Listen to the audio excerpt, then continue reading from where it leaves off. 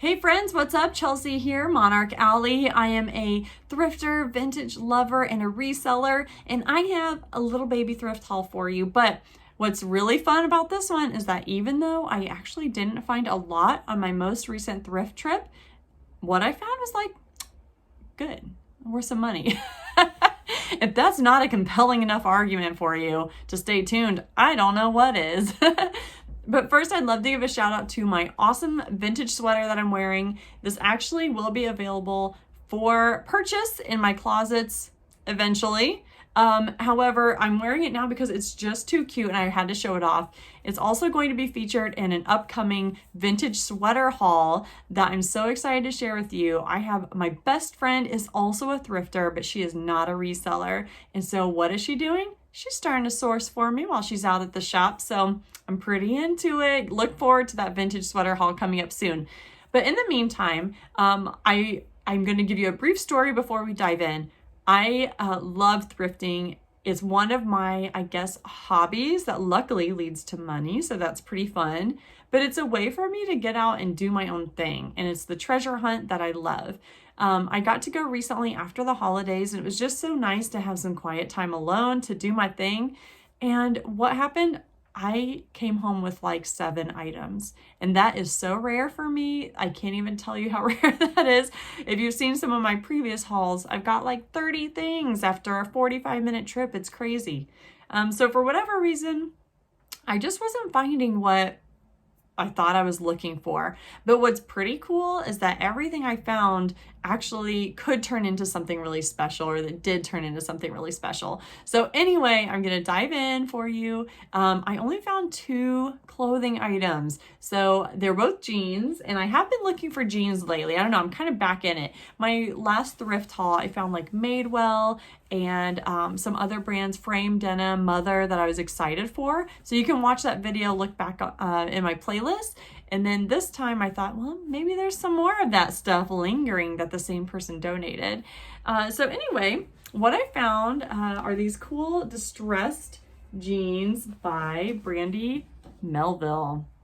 This is a brand that I've heard other people talk about, but I've never seen until, let's see, I think I saw like a really stained up white t-shirt that was Brandy Melville at a recent thrift, and I passed it up because it wasn't that great. These are black distressed, I think ankle length jeans. They're size 29. So yeah, I really like the look of these, and I was excited to pick them up for $6. And I do expect to get, probably about $30 for them, which would make me very happy. Of course, they retail for a lot more, but to have the brand in my closet and try it out is exciting for me. I also picked up, maybe on second thought I shouldn't have, but I've been enjoying selling cut from the cloth denim, which I think is a Nordstrom brand. I could be crazy wrong on that. Feel free to drop a comment and educate us all on that. But I saw these and I just thought they looked really nice. Let me tuck in the pockets to make them look cuter. These are a size 8 cut from the cloth denim. They have like some distressing going on. They're just a cute jean, and I think similar to American Eagle, they're just one of those brands that people know. They know their size, they know the styles that they like, and they just look for that specifically. And I have some other cut from the cloth denim in my closet that gets good attention. So when I saw that, I thought I'd go for it. You know what? Now that I look at those, I think they were also the color of the week. So I think I got them for $3, and that's why I decided to go for it. I should probably write that down next time to remember it. Okay, so I've also gone back and forth with if I want to source books or not. And I'll tell you some reasoning why. Books can sell for great money, but a lot of them sell for like $3 in free shipping on eBay. So I just find like you either have like a home run or you have nothing. And so I'm struggling to figure out the best way to source books and to list them easily. Now, I will say they are usually pretty easy to list because they usually have a barcode that you can scan in the eBay app and then just kind of pull information from other people's listings and also look up the comps, which is always a great thing to do. Anyway, I still have fun looking through books, and actually reselling is piquing my interest in reading again, which is pretty cool because I'm finding books that I've either always wanted to read or that look interesting. So I've got quite a nice little stack on my bedside table of books that I'm starting to read. So anyway, all that to say, I went ahead and took a peek at the books. I was specifically looking for old Bibles, which sounds so bizarre, but I sold an old Bible, leather bound, like in the box still, Bible for, I think it was $50 or $60 on eBay this year. And, you know, I purchased it for $1 or $2 at Goodwill. So I was kind of looking for that. I didn't really see that. So then I moved on to the next thing that I look for, which is Harry Potter books, partly because we are reading those as a family and we're missing, I think, books 6 and 7. So I was looking for those. I always look for the hardcover. Another piece of advice that I got from other resellers is to just pick up any Harry Potter books you see, and then when you have the complete set, you can sell it as a set for a lot more than the individual books.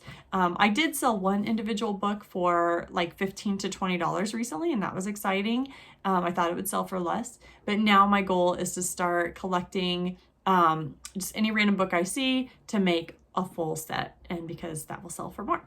So anyway, one book I found was The Giver, and I just saw the spine of it and I thought, oh yeah, that's a good book I should probably read. I've never read this book. Like, come on, Chelsea, get with the program. However, I found it and I thought, okay, we'll read it. Maybe it will sell for money. This is a very popular book. And then I just kind of threw it in the cart, got home, whatever. I got home and I started looking through it to see if it's like a first edition, which I still don't know if it is. But I opened the first page, no information. Second page, no information. Do you love the play-by-play? Third page had a signature. How cool is that?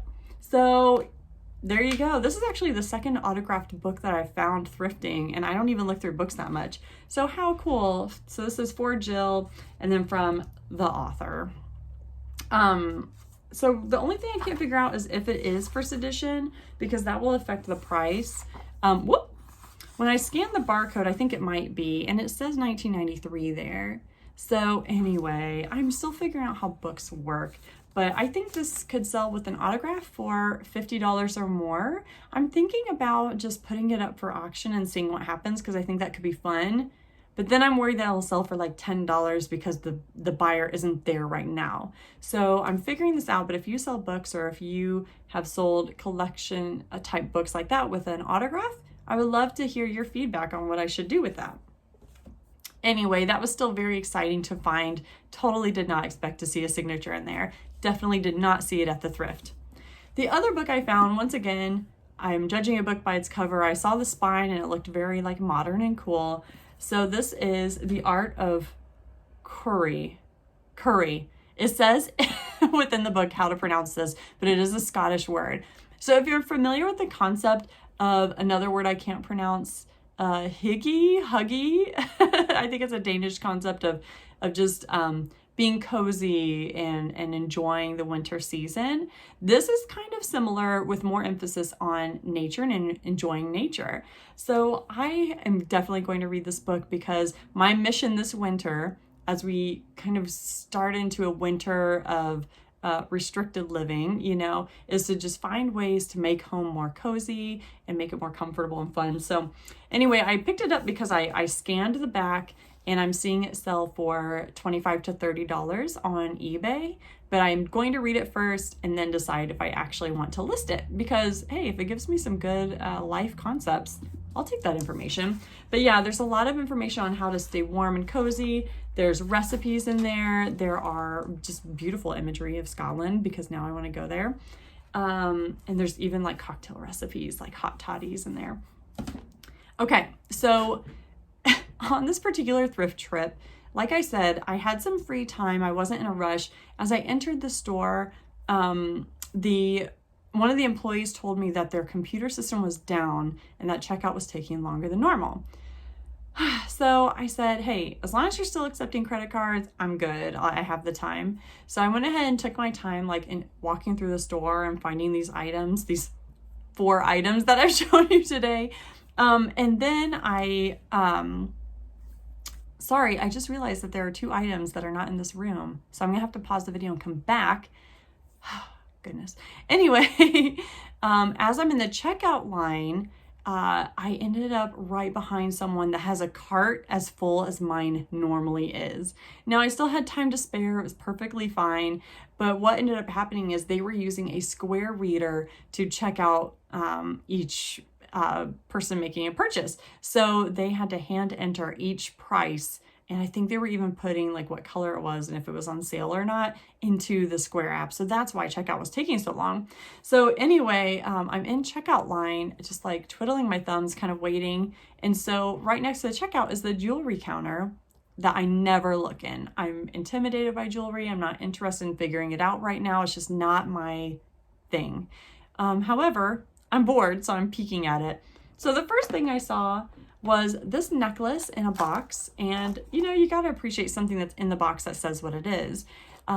It looked nice, and I felt like I had heard Rachel Zoe before, so I went ahead and looked it up, and it looks like most jewelry by Rachel Zoe goes for $20 and up, even pre-owned. Now this is new in the box and looks really nice, and Valentine's Day is coming up, so I'm hoping that I can get about that much for it, and I did pay $6 for it. Actually $7 for it. So I did pay a little bit more than like what you'd expect, the $3 or $4 mark. But if I can sell it for 30, that would be a great little flip. And maybe I'd help someone get a nice little gifty for someone they care about. So that's that necklace. Then I'm browsing and I'm seeing a lot of watches that I'm curious about. One had a cartoon, and I'm really into 90s nostalgia and whatnot. So I saw this watch, and it's George of the Jungle. Oops. Can you see it? Is it focusing? Shoot, there it is. And I didn't really recognize this imagery, but apparently this is like a 70s, sorry, I'm moving it a lot to help it focus.